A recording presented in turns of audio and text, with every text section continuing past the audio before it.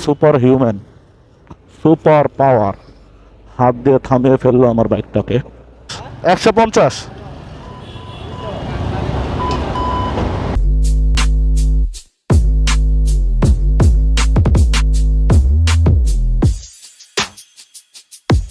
আসসালামু আলাইকুম এভরিওয়ান, কি অবস্থা সবার? আশা করি সবাই ভালো আছেন, সুস্থ আছেন। আলহামদুলিল্লাহ, আপনাদের দোয়া আমিও ভালো আছি, সুস্থ আছি। তো রাইট নাও আমি আছি কুড়িলে, এখন মতিঝিলে দিয়ে যাচ্ছি অফিসে। তো প্রায় অনেক দিন পরে আপনাদের মাঝে ভিডিও দিলাম, কিছু সমস্যার কারণে ভিডিও ছাড়তে পারিনি।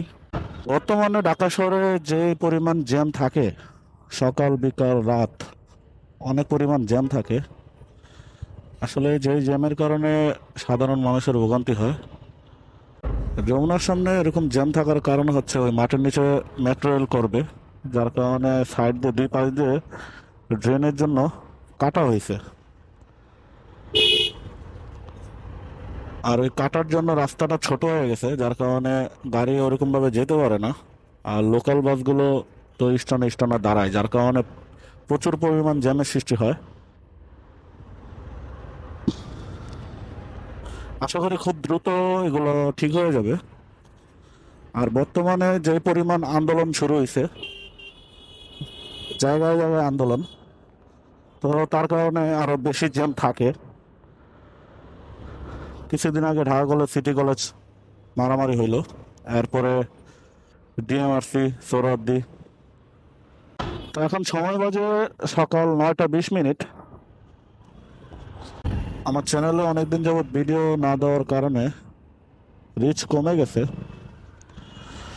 সবাই বেশি বেশি সাপোর্ট করবেন, ইনশাল্লাহ রেগুলার ভিডিও দেওয়ার চেষ্টা করব। যারা যারা আমার ভিডিও দেখেন অবশ্যই কমেন্ট করবেন, আর যারা আমার চ্যানেলে নতুন থাকবেন তারা অবশ্যই সাবস্ক্রাইব করবেন, কারণ নতুন চ্যানেল, আপনারা সাবস্ক্রাইব করলে আমরা আরও সুন্দর সুন্দর ভিডিও দিতে পারবো। তো এই হলো যমুনা ফিউচার পার্কের সামনে অবস্থা। এই বাম পাশে দেখতেছেন রাস্তা কাটা, প্রায় মেন রোডের অর্ধেকই ব্লক হয়ে আছে, যার কারণে ওই পরিমাণ গাড়ি ঘোড়া চলতে পারে না, এর জন্যই জ্যামের সৃষ্টি।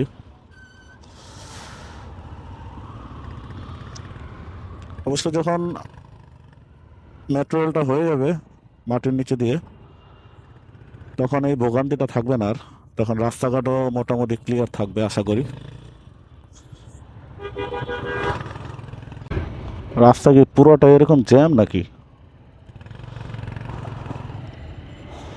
ঢাকা শহরে বাইক চালানো আসলে একটা প্যারার কাজ। তো যমুনা পার হয়ে সামনে নতুন বাজার, দেখি নতুন বাজারে কতটুকু জ্যাম থাকে। জ্যাম তো আছে, বাট কতটুক সেটা দেখা যাক। তো সামনে মতিঝিলের দিকে যাচ্ছি, যদি কেউ ইশারা দেয় দাঁড়ানোর চেষ্টা করব।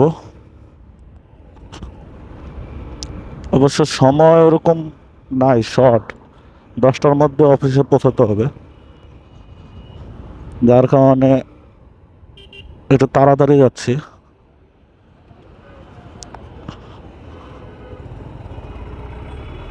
ইনশাল্লাহ সুযোগ করে আবারও রাইড শেয়ারের ভিডিও আপনাদের মাঝে নিয়ে আসবো।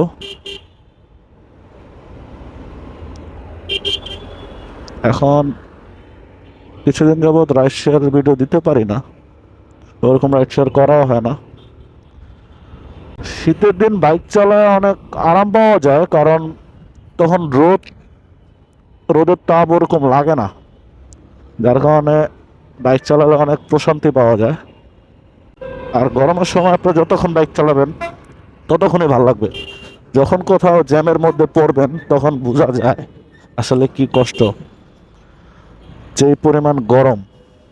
ওই তুলনায় বাইকারদের জন্য শীতই ভালো আমি মনে করি। কার জন্য কোনটা ভালো অবশ্যই কমেন্টে জানাবেন। আর ইদানিং রাইড শেয়ারে যে পরিমাণ বাইক বাড়ছে, বাইকার বাড়ছে, তো ওই পরিমাণে মনে হয় না কেউ যদি রাইড শেয়ারে ফুল টাইম করে ওরকম বেনিফিট পাবে। কারণ প্রচুর পরিমাণে বাইক, আপনার প্রত্যেকটা স্থানে দেখবেন 20টা 25টা 30টা করে বাইক। রাইড শেয়ার তাদের জন্য ঠিক আছে যারা দেখা যায় চাকরি পায় না,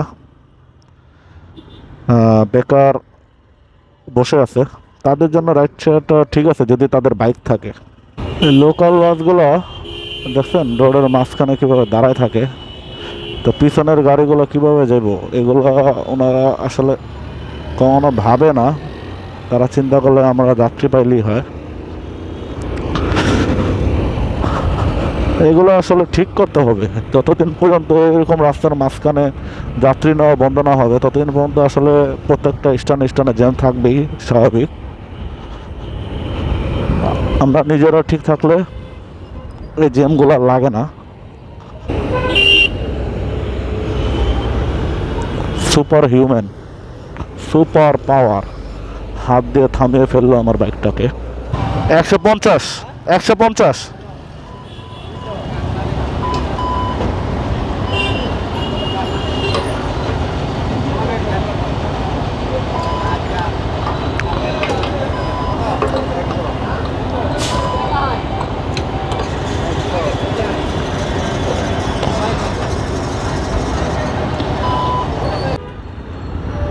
তো অফিসের পাশাপাশি যারা রাইড শেয়ার করবেন তাদের জন্য ভালো। দেখা যায় বেশিরভাগ অফিস কিন্তু 10টা থেকে 11টার মধ্যে হয়। তো আপনি যদি সকাল 7টা বাজে বেরোতে পারেন প্রতিদিন, তো 7টা বাজে বেরোলে আপনার হাতে থাকে প্রায় 3 ঘন্টা। তো 3 ঘন্টায় যদি আপনি এবারে যে 3-4টা রাইডও দেন তাইলে আপনার তেল খরচ বাদ দিল 300-400 টাকা এরকম থাকে। অনেক সময় কপাল ভালো থাকলে 500 টাকাও থাকবে, 600 টাকাও থাকবে। তো এটা হলো, এটা করতে পারেন আপনারা, কারণ দিন শেষে একটা হাত খরচ দরকার হয়। তো হাত খরচের টাকাটা উঠে যাবে। তারপর বাইক মেনটেন্যান্সের যে খরচটা সেটা আপনার এই পার্ট টাইম করে উঠাতে পারবেন। আর যারা ফুল টাইম করে তাদের তো হিসাব আলাদা। তারা দেখা যায় প্রতিদিন সকালে বের হয়, সন্ধ্যা পর্যন্ত করে, অনেকে আবার একটু লেট করে বের হয়, রাত পর্যন্ত করে। তো তারা খারাপ বলবো না, মোটামুটি ভালো ইনকামই করে, কিন্তু তাদের যে পরিমাণ কষ্ট হয় সেটা বর্ণনা তারাই দিতে পারবে। এখন আছি আমি মগবাজারে, ফ্লাইওভারের উপরে। মগবাজার না, মৌচাক আর কি। তো ফ্লাইওভারের উপরে আছি। তো আজকের ভিডিওটা বাড়াবো না, তো ভিডিওটা এখানেই শেষ করে দেব। যারা যারা আমার ভিডিওটা দেখছেন তাদেরকে অসংখ্য ধন্যবাদ। তারা একটু কমেন্ট করবেন কেমন হয়েছে। আর যারা যারা এখনও আমার চ্যানেল সাবস্ক্রাইব করেন নাই, এটা সাবস্ক্রাইব করে দেবেন। সবাই ভালো থাকবেন, সুস্থ থাকবেন। ইনশাল্লাহ পরবর্তী ভিডিও নিয়ে আবার আসবো। আজকের মতো এই পর্যন্তই। আল্লাহ হাফেজ।